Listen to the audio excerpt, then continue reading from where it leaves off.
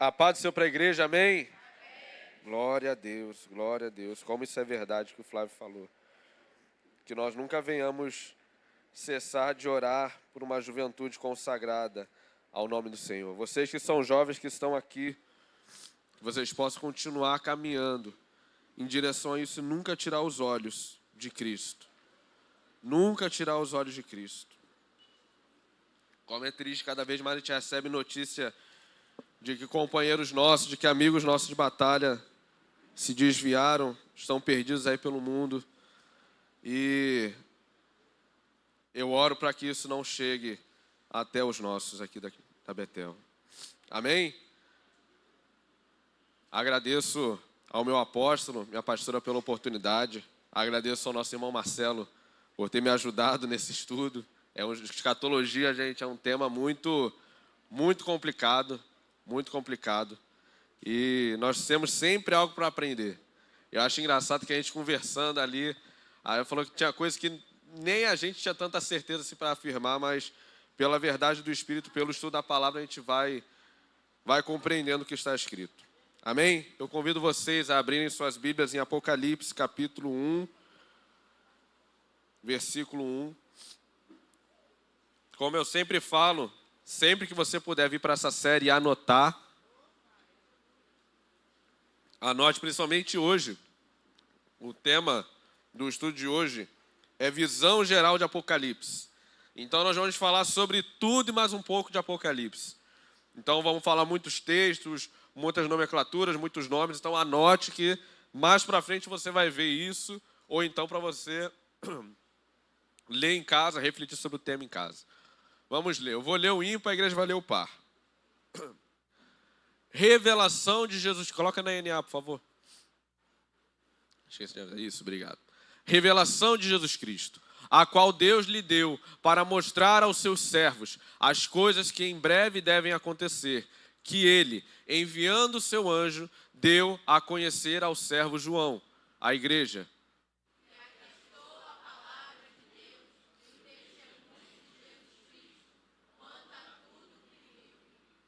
Bem-aventurado aquele que lê e bem-aventurados aqueles que ouvem as palavras da profecia e guardam as coisas nela escritas, pois o tempo está próximo. Digo, o tempo está próximo.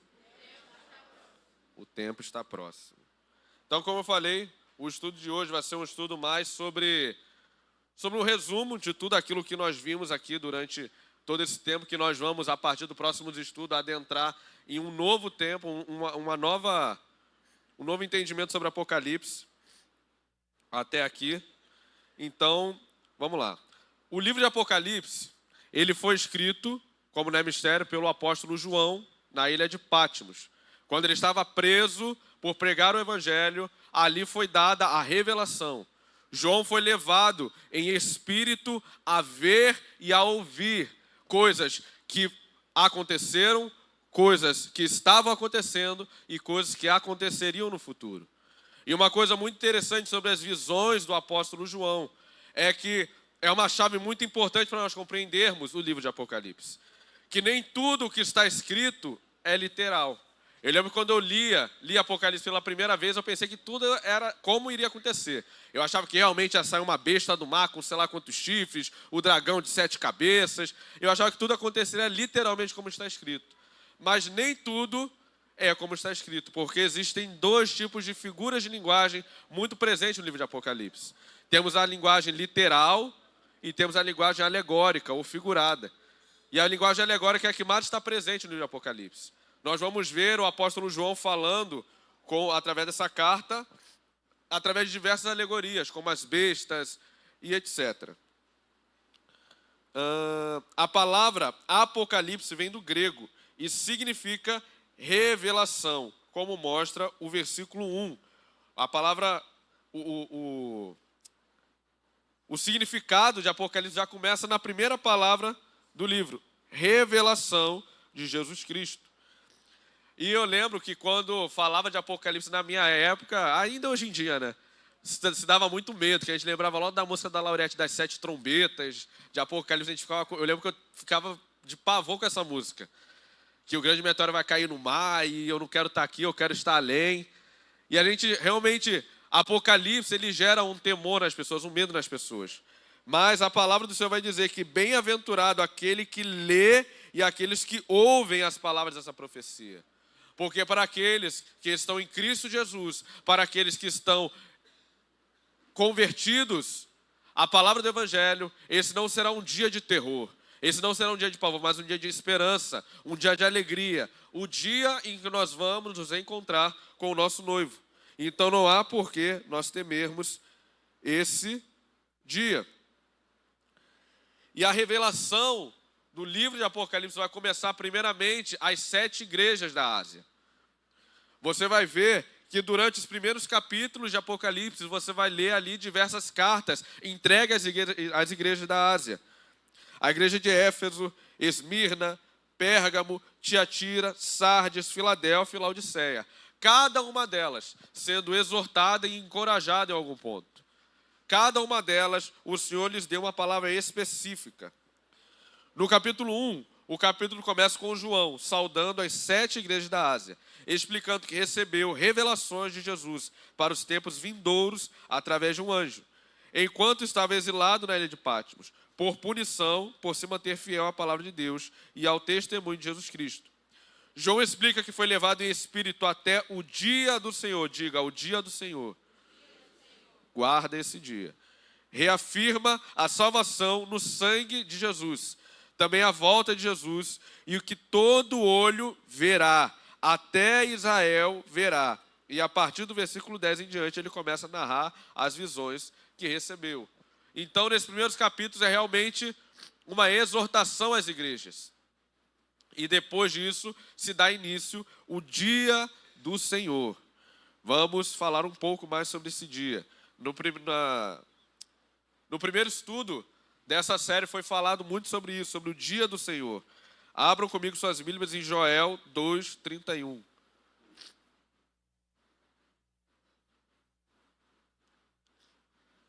Joel 2:31. Isso. E a palavra do Senhor vai dizer assim: o sol se transformará em trevas e a lua em sangue, antes que venha o grande e terrível dia do Senhor. Vira para o irmão que está do seu lado e diga: grande e terrível. Grande e terrível dia do Senhor. Grande para quem, queridos? Para quem que esse dia vai ser grande? Para quem? Para nós. Para a igreja do Senhor. Esse vai ser um grande dia. Por isso que eu falo, não há por que nós temermos, porque esse dia será grande para a igreja do Senhor. O dia que Jesus vai voltar e vai fechar toda a história da humanidade. Porém, terrível para os inimigos de Deus. Importante ressaltar que o dia do Senhor, biblicamente falando, é um tempo de juízo de Deus sobre a terra. E isso não significa, quando a gente fala o dia do Senhor, a gente pensa logo, sábado, domingo, tem nada a ver.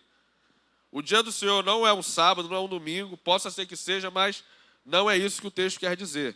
O dia do Senhor é citado repetidamente, várias e várias vezes, pelos profetas do Antigo Testamento, dizendo que é um dia de trevas, dia da ira de Deus, dia de juízo contra os inimigos de Israel. João é levado para ver esse tempo onde o pequeno chifre, ou seja, o anticristo, como nós viemos falando nos últimos estudos, se levanta contra Israel. E então o tribunal de Deus também se levanta. E assim como vimos em Daniel 7, o anticristo tem a sua ascensão no mundo, até chegar a um conflito com Israel. Então é realizada uma aliança, um tratado.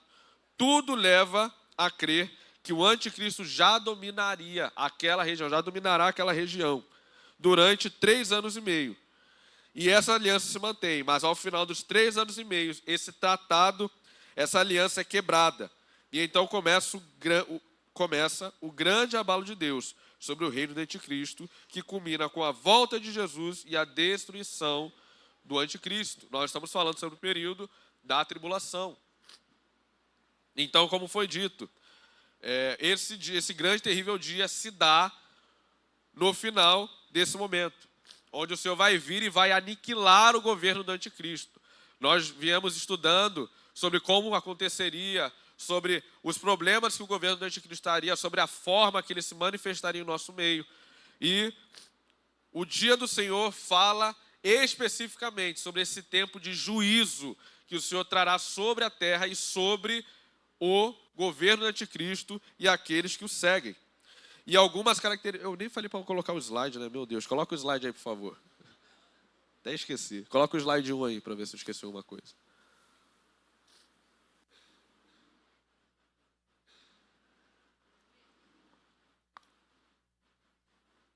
Isso aí. Vamos lá. Algumas características do dia do Senhor. A primeira característica é um dia de trevas. Abram comigo suas Bíblias em Amós 5,18.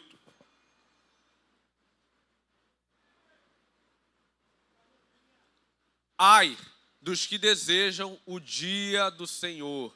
Para que vocês desejam o dia... Para que vocês desejam o dia do Senhor? Será um dia de trevas e não de luz. Aqui o profeta está falando da visão dos ímpios, dos inimigos da cruz, diante desse dia, um dia de trevas, um dia tenebroso. A segunda característica é o dia da vingança. Vingança, essa é uma palavra muito polêmica no meio dos cristãos.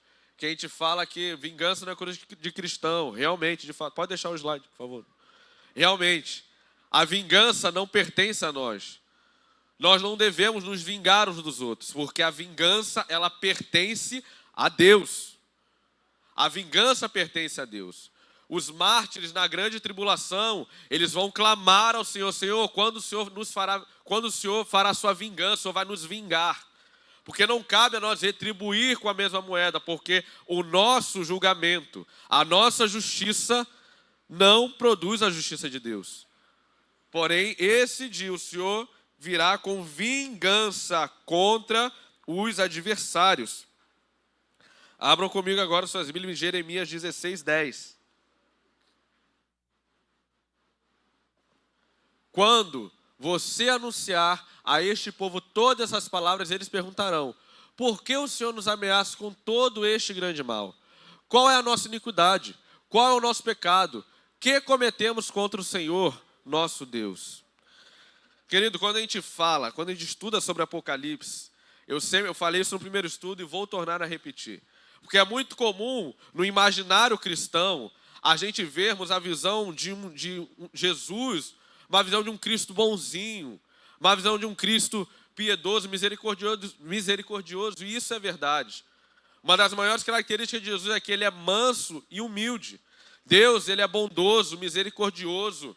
A palavra do Senhor fala que as misericórdias do Senhor se renovam a cada dia. Mas nós não podemos esquecer que os atributos de Deus, eles não estão desnivelados. Todos os seus atributos, eles estão em par de igualdade um com o outro. Deus, ele é 100% amor, mas ele também é 100% justiça. Deus, ele é 100% misericordioso, mas ele também é 100% fogo consumidor. Não existe isso de, não, Deus é mais amor do que justiça, não.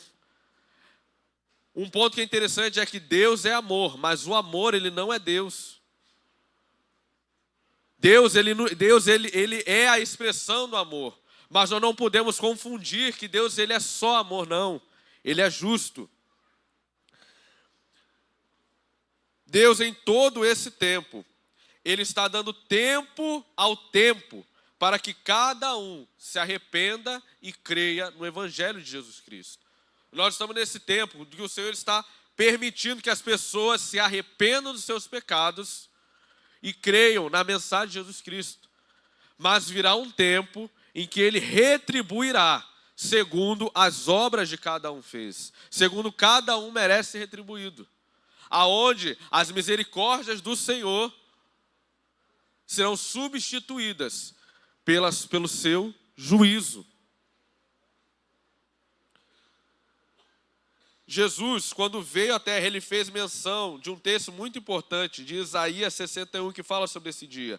Abram comigo agora suas Bíblias em Lucas 4:17. Eu vou ler os ímpares e a igreja lê os pares. Então lhe deram o livro do profeta Isaías, e abrindo o livro, achou o lugar onde está escrito: a igreja.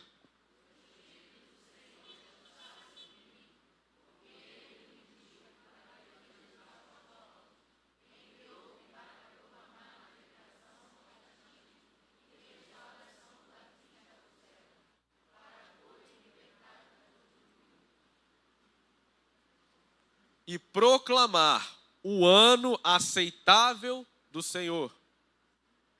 A igreja.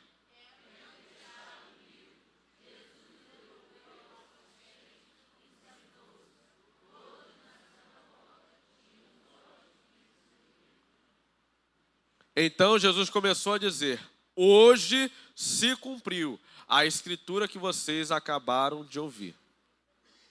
Jesus, ele faz a menção do texto de Isaías 61. Abre para mim, por favor. Mas uma coisa interessante é que Jesus, ao fazer menção sobre esse texto, ele não termina o texto. Ele para o texto na parte A e não lê a parte B. Vamos lá, vou ler aqui com a igreja. O Espírito do Senhor me ungiu. O Espírito do Senhor está sobre... O Espírito do Senhor Deus está sobre mim. Porque o Senhor me ungiu para pregar boas novas aos pobres, enviou-me a curar os quebrantados de coração, a proclamar a libertação aos cativos e pôr em liberdade os algemados, e a pregoar o ano aceitável do Senhor. Ponto. Jesus parou aí. E depois ele disse: e hoje se cumpriu essa palavra. Só que, se nós formos ver, coloca aí, varão, em nome de Jesus. Não tira, não. Se nós formos ver a palavra ela continua. E vai dizer: e o dia da vingança, diga vingança, do nosso Deus, a consolar todos os que choram. Então Jesus, ele não concluiu. Por quê? Porque se ele tivesse lido o texto inteiro, ele não poderia dizer: hoje se cumpriu essa palavra. Por que não? Jesus, na sua primeira vinda, ele veio como no ano do jubileu, aonde a cada 50 anos o Senhor, ele proclamava um ano para que os presos fossem libertos, as dívidas fossem pagas e a terra descansasse. Então Jesus veio nesse tempo para pregar aos cativos, libertar os oprimidos, quebrar as prisões dos presos. Ele veio nessa figura, uma pessoa mansa e humilde, que esteve entre os pecadores, comeu entre os pecadores, esteve entre nós, andou entre nós, curou, libertou, abraçou essas pessoas, porque ele veio nesse ano. Porém, a palavra do Senhor, ela continua e diz que virá o dia da vingança do nosso Deus. A maior dificuldade dos judeus em acreditarem em Jesus como um Messias foi por conta disso. Porque eles acreditavam que Jesus, ele viria como esse alguém que quebraria eles, quebraria o jugo de Roma sobre Israel. Viria essa pessoa impotente, montada num cavalo branco, faria, aconteceria, só que não. A primeira vinda de Jesus, como eu disse, foi como no ano do jubileu. Porém, Jesus, agora sim, ele virá nessa figura de alguém poderoso, de alguém majestoso, que virá e vai quebrar o governo do anticristo, vai quebrar, partir as nações, vai agir com justiça em nosso favor. Por isso que fala, o dia da vingança é o grande e terrível dia do Senhor, que é a segunda vinda. Coloca lá o slide. E vai continuar. Pode tirar o texto. Obrigado.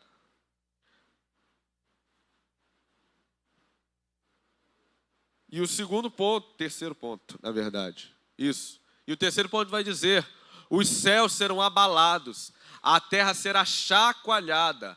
Agora abram comigo em Isaías 13, versículo 9.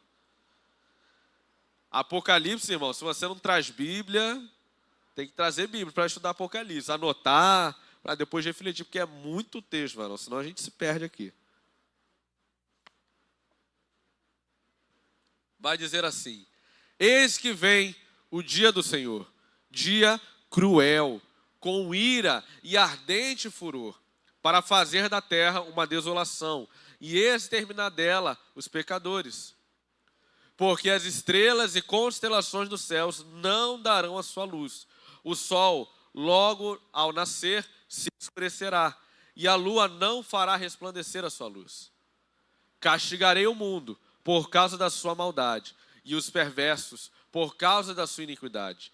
Farei cessar a arrogância dos atrevidos, e abaterei os orgulhosos, o orgulho dos violentos. Farei com que as pessoas sejam mais escassas do que o ouro puro, mais raras do que o ouro de Ofir. Você não é raridade, mais raro que o ouro puro de Ofir? Se tu não se converter e crer no Evangelho, tu realmente vai ser mais raro que o ouro puro de Ofir mesmo. Portanto, farei estremecer os céus, e a terra será sacudida do seu lugar, por causa da ira do Senhor dos Exércitos, por causa do dia do seu ardente furor. Existe uma tradução, coloca lá de novo. Coloca na arca aí, por favor, para eu ver se essa é a tradução.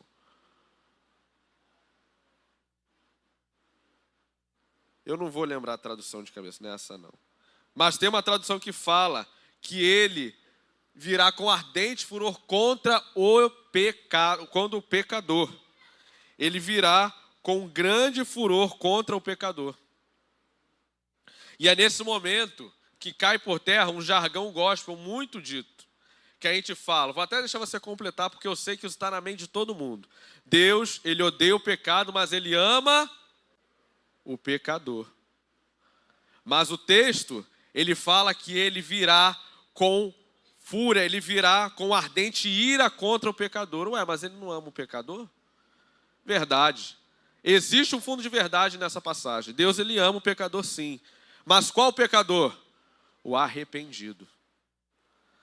Deus, ele ama o pecador, mas ele ama o pecador arrependido.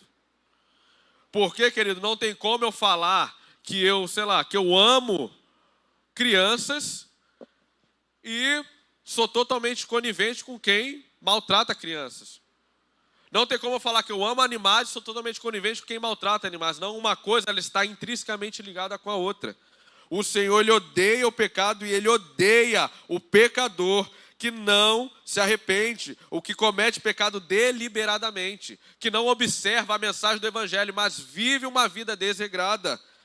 E naquele dia, querido, aqueles que não nasceram de novo desejarão nunca terem nascido, porque o Senhor, ele virá com ira, ele virá sobre a terra para retribuir segundo cada um fez. Coloca o slide de novo, por favor.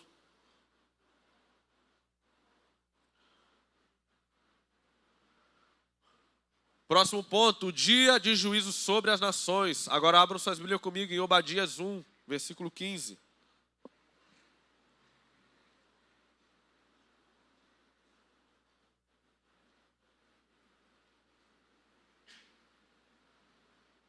E a palavra do Senhor vai dizer assim: porque o dia do Senhor está prestes a vir sobre todas as nações. Você será tratado da mesma forma como tratou os outros. O mal que você fez cairá sobre a sua cabeça. Volta ao slide. Próximo ponto. Os reis da terra se esconderão. Agora o negócio vai ficar bom. Abre aí agora Isaías 2, versículo 21, e já deixa separado Apocalipse 6. Isso. Vou deixar a igreja ler. No 3, a igreja. 1, 2, 3.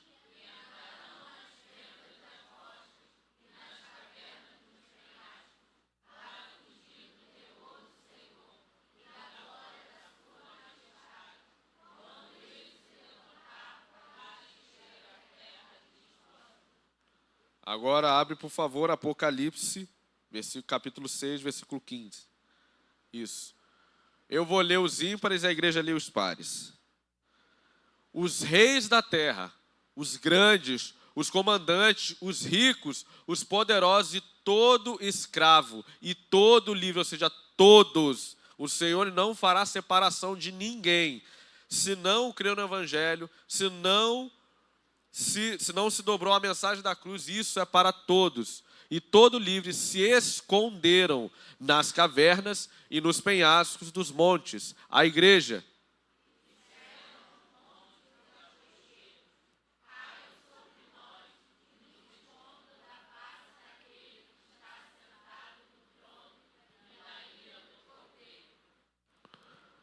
Porque chegou o grande dia, o dia da ira deles, e quem poderá subsistir? E aí ele fala, né? Nos escondam da face daquele que se assenta no trono. Não é à toa que os querubins que voam ao redor do trono cobrem o seu rosto com duas asas. Cobrem os seus rostos. Aqueles que não aprenderem a temer ao Senhor em vida, terão que temê-lo na sua ira. O Senhor, ele virá, e eu imagino o tamanho terror que virá sobre esse homem, para ele dizer: Senhor, que esses montes se joguem em cima da gente. Imagina um monte ali da Vila Ruth caindo em cima de você, para você se esconder da face daquele que está vindo, desse cordeiro que morreu, mas é leão. É quando eu falo, querido, a gente tem uma mentalidade ainda muito limitada de quem Deus é. Deus, se o seu amor é incondicional, se o seu amor, a sua misericórdia é incondicional conosco, a ira dele é na mesma proporção. A sua justiça é na mesma proporção. Então, quando ele virá, as pessoas sentirão esse furor, essa ira ardente incondicionalmente também. O pavor que vai vir sobre eles é algo tenebroso. A gente tem até uma música que a gente canta muito aqui na igreja, a gente fala: seus olhos como chamas de fogo, seu nome exaltado está, vestido com um manto de sangue, seu nome é palavra de Deus. A gente canta essa música, não, esse manto vestido de sangue é o sangue de Jesus que ele está vindo. Não, querido. Abram comigo, esse texto está referenciado em Apocalipse 19, versículo 13. Agora abram comigo suas Bíblias em Isaías 63. A gente acha que esse sangue, ele fala do sangue do próprio Jesus manchando o seu manto, mas não. Eu vou ler os ímpares e a igreja lê os pares. Vamos ver se é isso mesmo que a palavra do Senhor diz.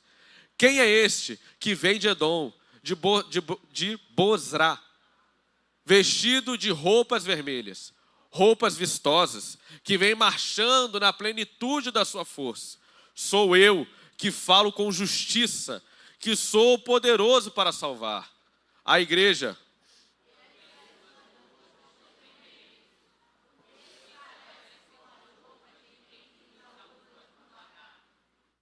O lagar, eu o pisei sozinho. Dos povos, ninguém esteve comigo.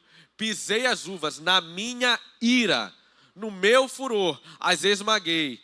E o seu sangue respingou nas minhas roupas, e todas elas ficaram manchadas. A igreja.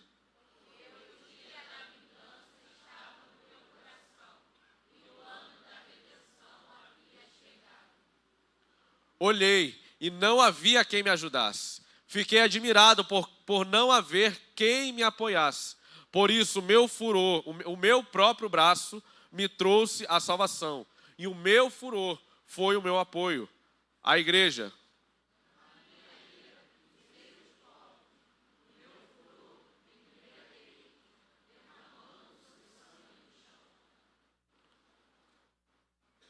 Preciso dizer mais alguma coisa? Então, quando você cantar, vestido com um manto de sangue, pense que esse sangue pode ser o seu sangue, pode ser o meu sangue. Se por acaso nós rejeitarmos a mensagem do Evangelho da cruz de Jesus Cristo, o Senhor, ele virá marchando com os seus cavaleiros, trazendo justiça sobre a terra e sobre aqueles que são inimigos da cruz. Por isso que Jesus vai dizer: aquele que não é por mim, é contra mim. Quem comigo não se ajunta, se espalha. Porque não vai ter isso. Não, eu fui meio crente. Eu ia para a igreja de vez em quando, eu fazia, mas eu também via, não existe isso. Se você não está com ele, você está contra ele. Se você não é amigo da cruz de Jesus, você é inimigo da cruz. E esse furor, e esse dia do Senhor, essa ira, virá sobre esses. Eu não sei como você escuta essas palavras, mas quando eu leio sobre isso, o temor do Senhor vem sobre mim. O temor do Senhor de pensar, o meu Deus é um Deus maior do que eu sequer posso imaginar. O meu Deus, Ele é poderoso em todas as suas atribuições. Volta ao slide.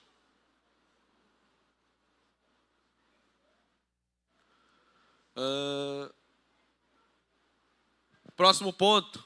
O dia das taças da ira de Deus serem derramadas. Agora abram suas Bíblias em Apocalipse 16, versículo 1.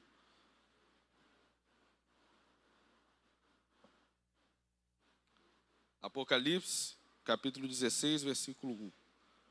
E vai dizer assim: ouvi uma voz forte, vinda do santuário, dizendo aos 7 anjos, vão e derramem sobre a terra as 7 taças da ira de Deus, que são os tempos de juízo que o Senhor derrama e que virão sobre a terra. E quando eu leio sobre esse versículo, eu sou totalmente levado a lembrar de uma passagem muito interessante que poucas pessoas compreendem o verdadeiro significado dela, que é uma passagem que nos traz esperança.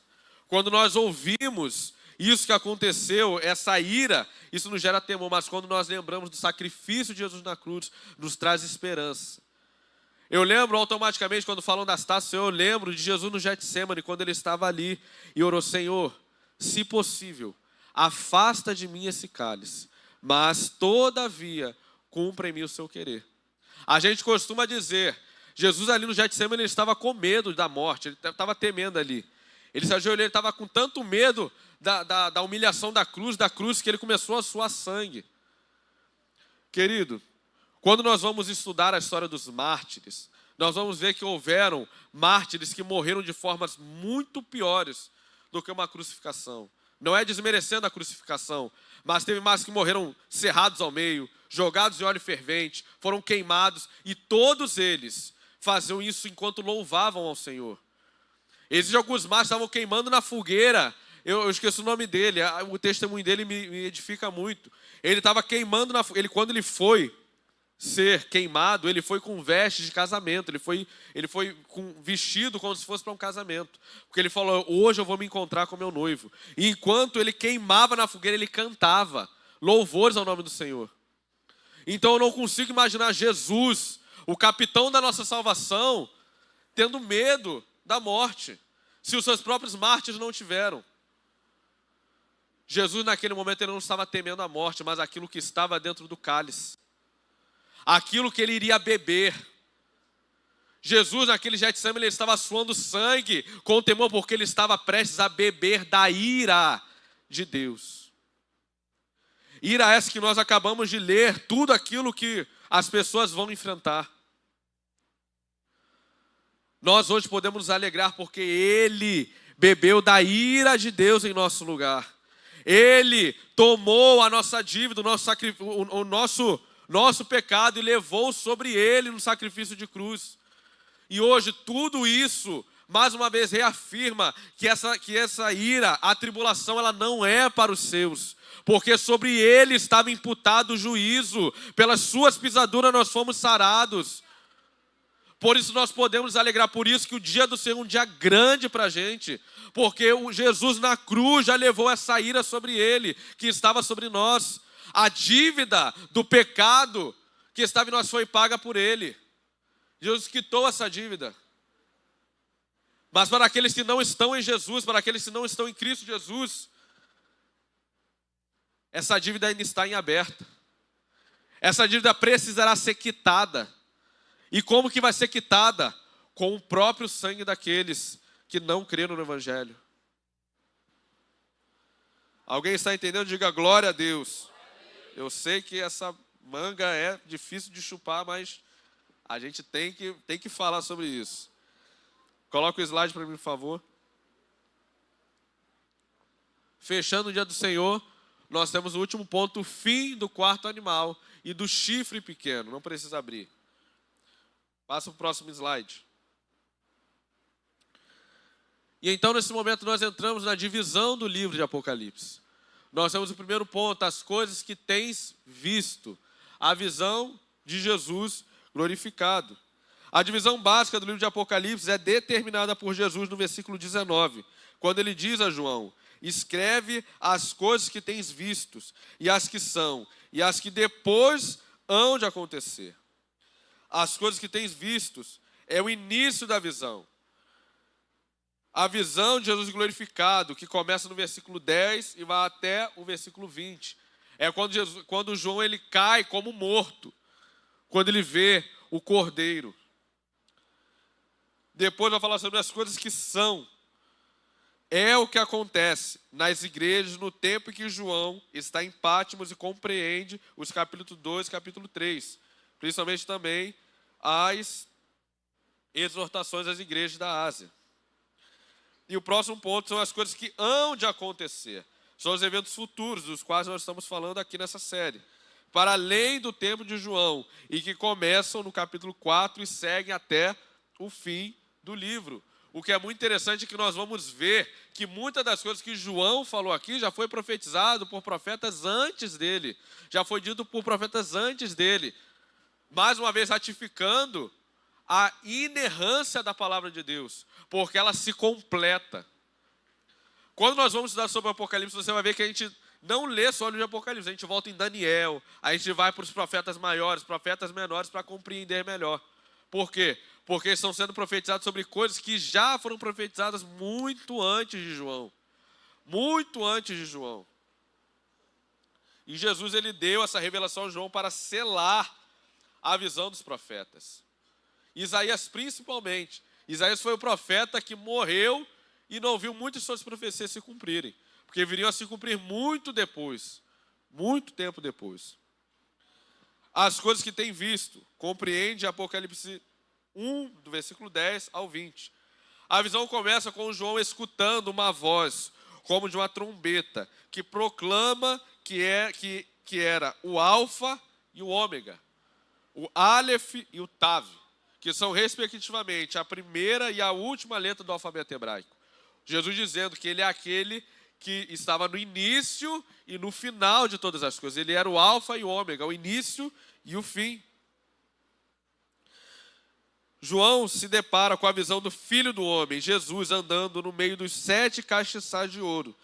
Ele descreve Jesus em glória, e a descrição de Jesus é igual à descrição de Daniel sobre o Eterno, como eu disse.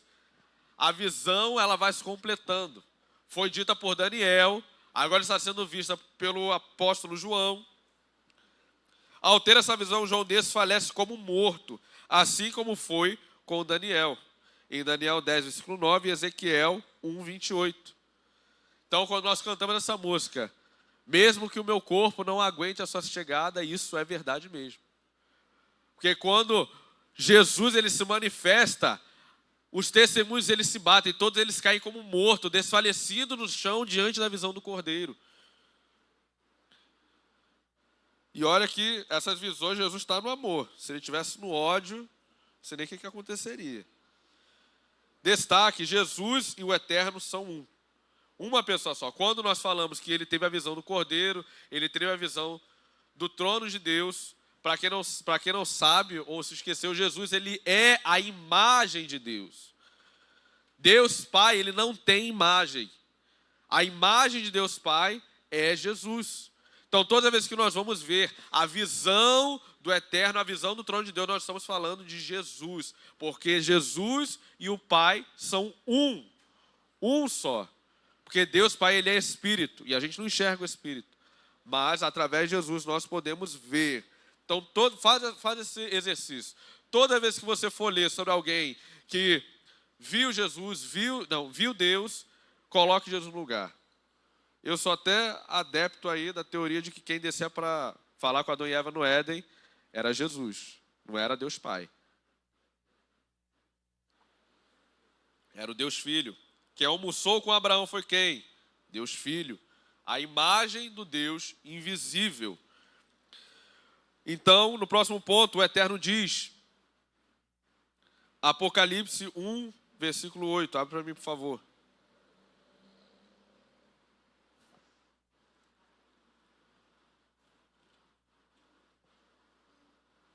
Apocalipse capítulo 1, versículo 8. É o contrário. Isso. Eu sou o Alfa e o Ômega, diz o Senhor Deus, aquele que é, que era e que há de vir, o Todo-Poderoso, o El Shaddai. João ouve uma voz de trombeta por trás que dizia, em Apocalipse 1, versículo 11, eu sou o Alfa e o Ômega, o primeiro e o derradeiro, o primeiro e o último. E Jesus afirma para João, não temas, não temas. E é difícil. Se os anjos, os outros quando vê os anjos do Senhor, aqueles anjos com 4 cabeças, com uma roda cheia de olhos, o pessoal já cai morto. Imagine a visão do próprio Deus encarnado. Quão assustador não é? Engraçado que a visão do Jesus apocalíptico é uma visão totalmente sinistra, né? Quando vi a primeira vez, é um cordeiro com 7 chifres, 7 olhos, da sua boca saindo um rolo. Então, assim, Jesus, ele é belo na sua majestade, mas a sua glória, todo o seu poder, ele nos assusta na nossa humanidade. Então, por isso, nós vamos ver diversas pessoas tendo medo, porque a sua majestade, eu não sei quando é que a gente tiveram visões, já tiveram essa experiência. Eu já estive em ambientes de adoração que às vezes você tem medo até de abrir os olhos. A glória do Senhor ela é tão palpável, ela é tão real que você se encolhe, você fica até com medo de abrir os olhos. Quando nós falamos sobre o terceiro nível da glória do Senhor, quando nós contamos o testemunho daquilo que a gente vivencia nas conferências principalmente, durante o nosso culto também, mas nas conferências principalmente, nós estamos falando desse nível de revelação, desse nível de poder. Eu nunca vou esquecer de uma experiência que nós tivemos aqui no altar, que a glória do Senhor ele encheu tanto esse altar, que tudo que eu conseguia fazer era me encolher, eu não conseguia abrir os olhos, por medo de abrir os olhos e ver Jesus. A gente canta, eu quero te ver, eu quero te ver, eu quero te ver, mas quando ele vem, meu amigo, a gente tem medo de ver ele, porque a nossa humanidade, a nossa carne, quem nós somos, estremece diante de quem ele é. E então, vai continuar, vai dizer as coisas que são. Em Apocalipse 1, versículo 2. Abre para mim, por favor. Apocalipse capítulo 1, versículo 2.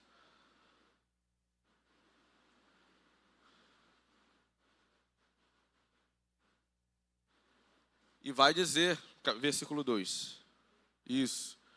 Vai dizer sobre as coisas que são, que ele é, que atestou a palavra de Deus e o testemunho de Jesus Cristo, quanto a tudo o que viu, João viu. E ele vai dizer, bem-aventurado aquele que lê e bem-aventurado aqueles que ouvem as palavras da profecia e as guardam, as coisas nela escritas, pois o tempo está próximo.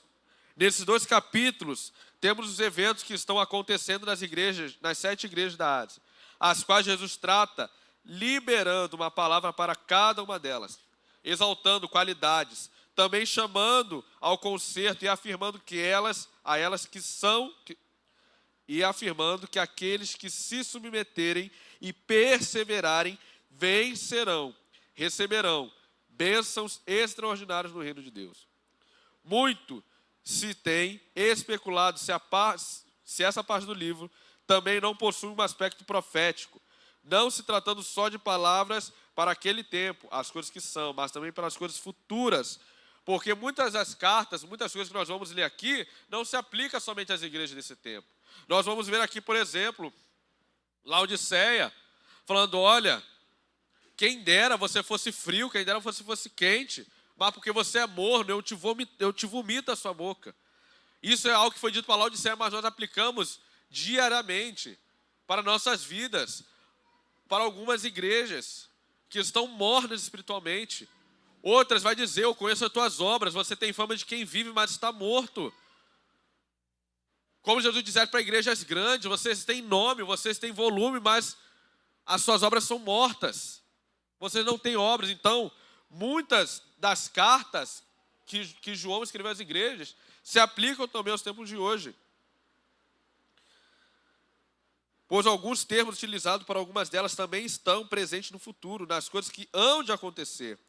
Precisamos lembrar que a história vem se repetindo.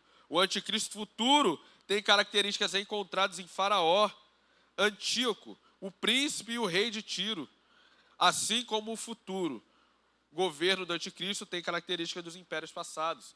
Então nós vamos ver, assim como no mito da caverna, a gente vai olhar as sombras nas paredes, aquilo que um dia foi como sombras, isso se torna realidade nos tempos de hoje. Coisas que lá no passado já foram projetando as sombras das coisas que virão. Para quem não conhece o mito da caverna sobre isso, uma pessoa que está dentro de uma caverna e olha na parede as sombras de um cavalo, de outras coisas. E as coisas do passado refletem como as sombras das coisas que viriam a acontecer.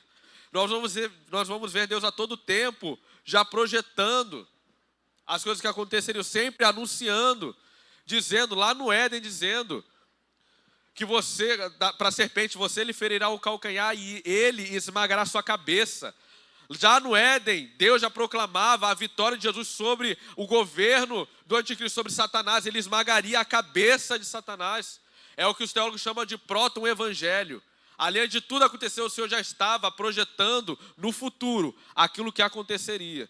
Então é como quando você for ler Salmos, estou relendo Salmos diversas vezes vai citar coisas que Jesus falou. Diversas vezes.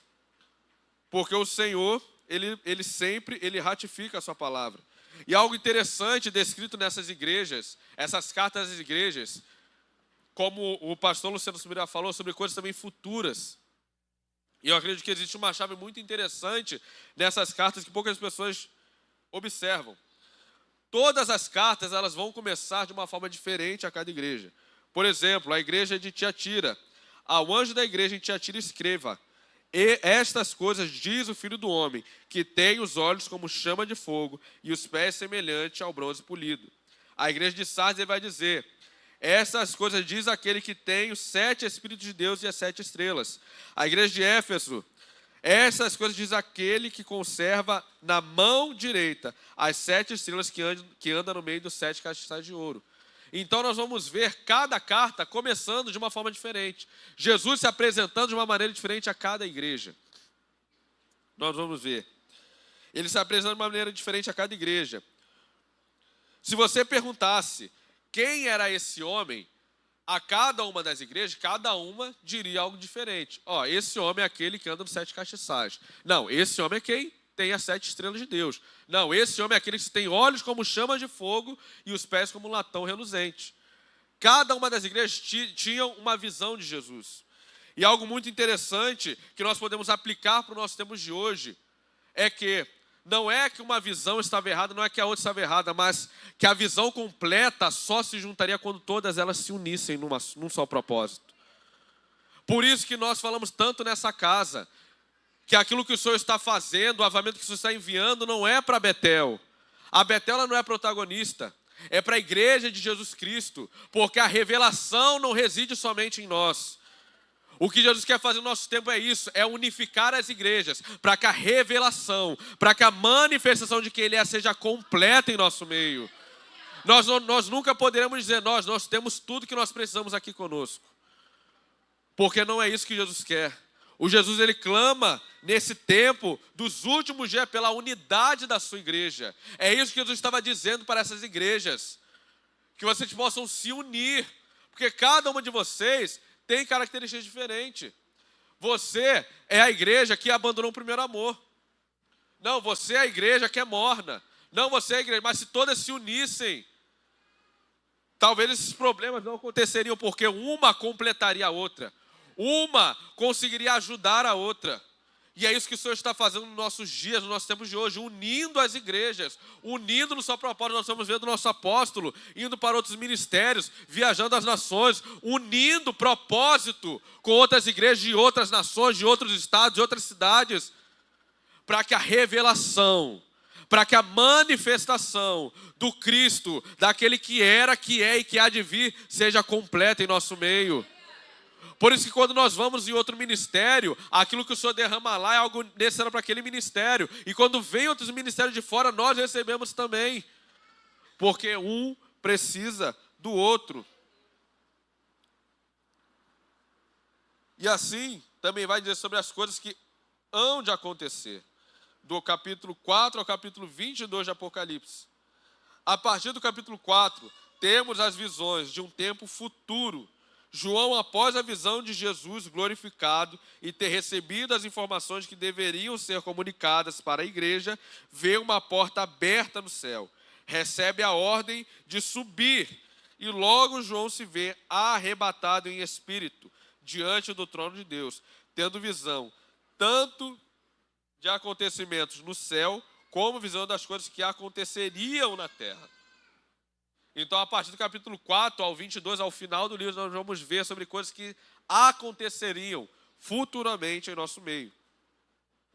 Do capítulo 4 e 5, João é levado diante do trono de Deus, assim como Daniel, em Daniel 7. Ele narra tudo o que vê, a aparência do Eterno e do seu trono, os 24 anciãos coroados em seus tronos, os 7 Espíritos de Deus, o mar de vidro, os 4 querubins, o rolo selado na mão do Eterno, e Jesus, o Cordeiro de Deus, que ao mesmo tempo é o leão da tribo de Judá, o único ser digno de abrir o livro. Quando João vê isso, ele começa a chorar, ele vai dizer, quem é digno de abrir o livro? Que ele vê um livro ao qual ninguém era digno de se abrir nos céus, na terra e debaixo da terra. Então ele começa a chorar, meu Deus, e agora? O que será feito? E então surge o Cordeiro de Deus, como foi dito, aquele que é o Cordeiro, mas também é o leão da tribo de Judá. E ele é digno de abrir esse livro e de desatar os selos. E João vê um novo cântico sendo entoado nos céus, e milhares de anjos e milhares de santos davam louvor ao Cordeiro, que é digno. E logo ele vê que toda a criação dava louvor ao que estava assentado no trono e ao Cordeiro. Os capítulos 4 e 5 de Apocalipse fazem uma pequena síntese, um resumo do que virá em seguida, mostrando resumidamente a vitória de Jesus da perspectiva do céu. Podemos ver que o mesmo relato é dado em Daniel 7. Ou seja, isso já foi dito novamente por Daniel no passado, com algumas diferenças, claro. E então esses 2 capítulos reforçam que já havia sido profetizado por Daniel. Por isso que a Bíblia ela se completa. A Bíblia ela é inteira. Importante destacar, para nós pré-tribulacionistas, essa porta aberta no céu mostra o momento do arrebatamento da igreja e a visão de anciãos já com tronos e coroas. Demonstra que homens já foram escolhidos para sentarem ao lado do Cordeiro e que esses já receberam o seu galardão. Então, o arrebatamento da igreja seria antes de toda tribulação. Diga antes de toda tribulação, que ainda será mostrada para João. O que é muito interessante quando nós vamos estudar o livro de Apocalipse é que ele começa o livro falando só sobre igreja. A palavra igreja vai aparecer 16 vezes no livro de Apocalipse. Então ele fala igreja, igreja, igreja, igreja, igreja, igreja, igreja, igreja. Mas quando ele começa a narrar a grande tribulação, essa palavra que foi tanto falada no início do livro some. Não se fala mais sobre igreja. Mas uma prova de que a tribulação, ela não é para a igreja. Porque se for Jesus, ele falaria a igreja do Senhor, mas não fala. Então, a partir do capítulo 4 em diante, a palavra igreja some e começa-se a narrativa da grande tribulação. A grande tribulação que ainda será mostrada para João. Os santos que aparecem no decorrer do livro são os santos vindos exclusivamente do tempo da tribulação. a igreja já está com Deus, no capítulo 4 de Apocalipse. Ou seja, no capítulo 4 de Apocalipse, da visão do trono, a igreja já está com Deus. Dá um glória a Deus aí, irmão, em nome de Jesus. É o que eu costumo brincar. Eu tenho amigos que são pós-tribulacionistas, e eles falam, olha, eu sou pós-tribulacionista, mas eu nunca torci tanto para a sua visão estar certa. Porque ninguém quer passar pela tribulação, irmão. Eles podem entender, na compreensão deles, que é pós-tribulação. A igreja vai em pós-tribulação, mas ninguém quer passar. Então, aí é motivo de glorificar que o Senhor, no nosso entendimento, nos levará antes. Do capítulo 6 até o 22, temos os detalhes que não foram mostrados na síntese dos capítulos 4 e 5. Fazendo uma divisão simplificada, temos do capítulo 6 ao 19, a tribulação, as duas testemunhas, os selados, os santos, a trindade satânica, que para quem não sabe, a trindade satânica é Satanás, o anticristo e o falso profeta, a grande tribulação, o juízo de Deus e a volta de Jesus. No capítulo 20, temos o reino milenar de Jesus e o juízo eterno. No capítulo 21 e 22, temos a Nova Jerusalém, Deus vivendo com seus filhos e o fechamento do livro com Jesus afirmando que cedo virá e dará a cada um segundo as suas obras. Coloca o slide 3, por favor. Deixa eu ver se é o slide 3 mesmo. O 3. Esse é o 3? Bota o 4 então. Isso. Essa daí é a possível cronologia. A ascensão do anticristo, o tratado de Israel que foi citado, que seria quebrado, ali, ó, mais na frente. E a igreja vai ser arrebatada aqui, ó, no início da última semana de Daniel, como foi dito nas aulas anteriores. Quem perdeu, volta às aulas anteriores para você não ficar perdido no churrasco. Então, nós temos 3,5 anos, 3 anos e meio, até a quebra do tratado com Israel e mais 3,5 até a volta de Jesus Cristo. E assim se dá todo esse período da grande tribulação. E aqui, ó, querido, nós vamos ver aqui embaixo, ó, o governo do anticristo se prolongando até o dia do Senhor, que é quando ele viria e destronaria o governo do anticristo, junto com todos aqueles que se prostraram diante dele. Vamos aqui pontuar alguns momentos importantes. Primeiro, são abertos os selos até o 6º, de Apocalipse 6 a 12. Apocalipse 6, versículo 1 a 12. São abertos os 6 selos, os selos do livro. E o 6º selo representa o dia do Senhor e da sua ira. Depois que o 6º selo é aberto, o dia do Senhor tem início, em Apocalipse 6, 13 a 17. Depois, os 144 mil e os santos da grande tribulação, Apocalipse 7, que, pincelando, são os judeus, não somos nós, são os judeus que estavam em Jerusalém e invocaram o nome do Senhor. Porque tem vertente que acredita que só 144 mil vão ser salvos. Eu penso logo que vai ser que nem concurso público. Quem tiver a maior nota que vai subir.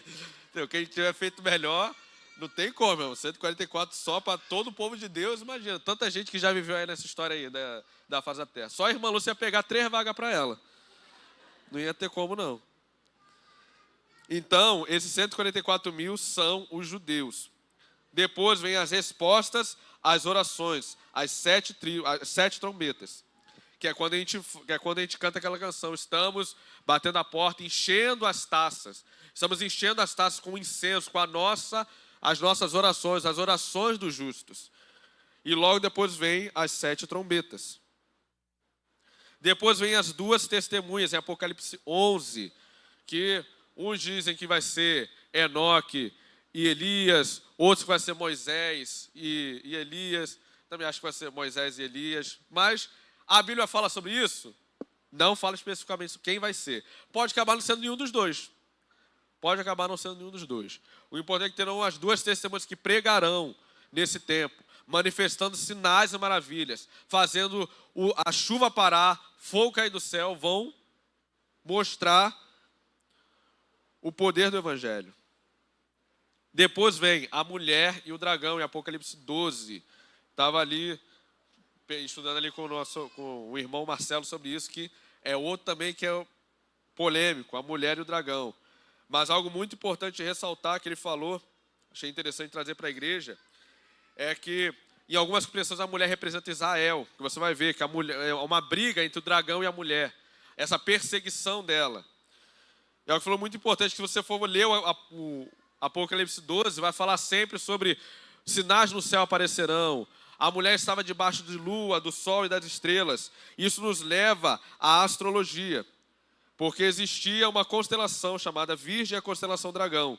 Durante o período da Páscoa, a constelação de Dragão tinha a cabeça voltada para a mulher. Mas no final das festas, por conta da rotação, todo esse negócio astrológico, a cauda do dragão se voltava para a mulher. Isso nos dizendo que esse período se daria no final das festas, aonde o dragão... Cadê? Já no final das festas, por conta da rotação da terra, o dragão está com a cauda voltada para a virgem. E no versículo 4 de Apocalipse 12, fala que a sua cauda arrastou a terça parte das estrelas do céu e caiu sobre a terra. Ou seja, o período que isso aconteceria subentende que é no final das festas. Depois temos as duas bestas. Também já foi falado nos últimos estudos. Quem perdeu, volta. Apocalipse 13 e 14. Depois nós vemos o Cordeiro e os 144 mil, Apocalipse 14. A queda da Babilônia, Apocalipse 14 e 18. As taças da ira de Deus, Apocalipse 17. Depois nós vemos a boda do Cordeiro e a volta de Cristo, em Apocalipse 19. Isso me lembrou de uma história que eu ouvi, de um mito judaico. Eu ouvi e achei engraçado. Que existe um mito judaico aí, que é contado entre os judeus, que nas bodas do Cordeiro, quando nós estivermos lá em festa, vai ser servido na mesa o Leviatã, a besta do mar. Não sei se o Marcelo já ouviu sobre isso. Existe um mito judaico. Então aí, quem não come sushi aí, vai comer sushi no céu. Mentira, irmão. Isso daqui não está descrito na Bíblia, mas existe esse mito aí, que o Leviatã, numa representação, porque o Leviatã representava o mal encarnado, a maldade. Então ali, como uma forma de triunfo, eles acreditam que será servido ali o mal para os santos. Mas a Bíblia não fala nada sobre isso, é só uma curiosidade judaica. Apaga da sua mente. Depois, o reino milenar e o juízo final, em Apocalipse 20. E, por fim, o grande dia, a cidade santa e o estado eterno, de Apocalipse 20 e 21. Que a gente fala que a gente vai morar lá no céu. Não, vou morar lá no céu, não, querido. A nova Jerusalém vai vir, fica calmo. É muita gente para se mudar junto. Deus fala assim, não, fica calmo que precisa de mudança, não. A gente vai trazer a nova Jerusalém para estar entre nós. E até esse dia nós estamos buscando e ansiando por esse dia. O dia da nova Jerusalém. O dia do nosso encontro. Onde não haverá mais choro. Onde não haverá mais morte. Onde não haverá mais tristeza. Onde não haverá mais dor. Aonde só haverá a alegria de estar eternamente ao lado de quem nós tanto desejamos. Por isso que eu falo, estudar Apocalipse é sim um entendimento de temor. Nós ficamos temerosos, mas também quando eu leio sobre isso me traz esperança. Estudar Apocalipse para aqueles que estão em Jesus nos traz esperança. De que não importa aquilo que nós estamos passando aqui hoje. O apóstolo Paulo fala sobre isso. Eis que estou certo de que as vãs e momentâneas tribulações não hão de se comparar com a glória de que será revelada. Aquilo que olho não viu, ouvido não ouviu, nem subiu ao coração do homem, são as coisas que o Senhor tem separado para aqueles que nele esperam. Então nós estamos assim, aguardando, apressando e esperando a vinda do Senhor. O dia em que ele virá e te falar, uma coisa que o Marcelo falou e é muito verdade, a gente fala, não, mas a gente está esperando desde muito tempo atrás. Porque os últimos dias se iniciaram em Atos 2, nós estamos nos últimos dias até hoje. Então os últimos dias já se prolongam, então são muitos últimos dias. Mas nós estamos mais próximos do que os apóstolos estavam. Nós estamos mais próximos hoje do que os nossos tataravós estavam. E assim vai indo. Quando virá, nós não sabemos, mas até esse dia nós estamos aguardando e esperando a vinda do nosso noivo para buscar a sua noiva, adornada, remida e separada. Por isso, se preparem para esse dia. Se preparem para esse dia. Você tem óleo na lamparina? Está tudo certo?